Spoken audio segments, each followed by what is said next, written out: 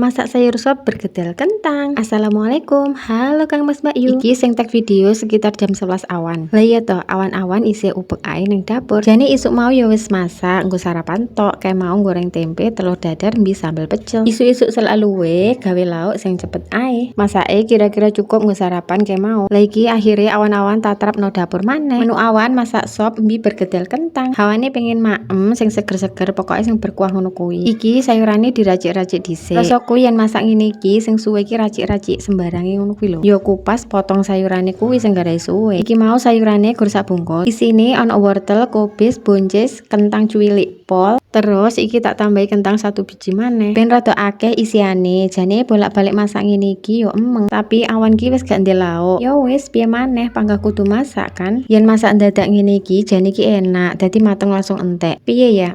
Pokoke yen maem lauke anget ngono ki luwih enak Mas yo. Cuma goreng tempe karo sambel. Apa sayur sing sederhana ngene iki. Tapi yo pegel Dedek Bang. Yen ben dino wi kudu masak full. Isu awan sore mosok gur kono nang dapur terus. Dino iki lagi sregep masak. Dadi yo masak ae terus. Tapi yang lagi mager ya wis blas gak gelem masak. Paling tumbas lauk mateng ngono ae wis. Lagi minyake tak pindah ning botol dhisik ae ben aman. Yen gak dipindah ngene iki rawan tumpah, tapi wadahe yo saeneke wae ngene iki. Mas yo gak estetik wadahe, sing penting aman. Yo aman juga stok minyak goreng ngene iki yo seneng banget. Angger minyak goreng ngene iki entek gak barengan karo bumbu liyane. Ngono kuwi gak patek mumet sing mikir. Dadi ki rada tenang sithik ngono lho pokoke. Rada iso bernafas dengan lega ngono lho. Lanjut masak iki bumbu sop gak tak gongso. Tapi iki tak gawe versi aku dhewe, yaiku versi cemplung-cemplung mateng. Iki bawang sing wis diiris-iris ki mau digoreng dhisik. Sisan iki goreng bamer mergo gak duwe stok brambang goreng dadi dadak gorenge. Ribet yen gak duwe stok brambang goreng ngene iki. Dadi yen arepe masak-masak perlu taburan mungkin dadak goreng dhisik. Kompor sing sebelah iki tak nggo goreng kentang, arepe dienggo gawe bergedel. Berhubung kompor sebelah iki mau wis nganggur, lanjut iki siapkan air nggo masak sop. Karo nunggu banyune umub iki tak sambi gawe sambal kecap. Yo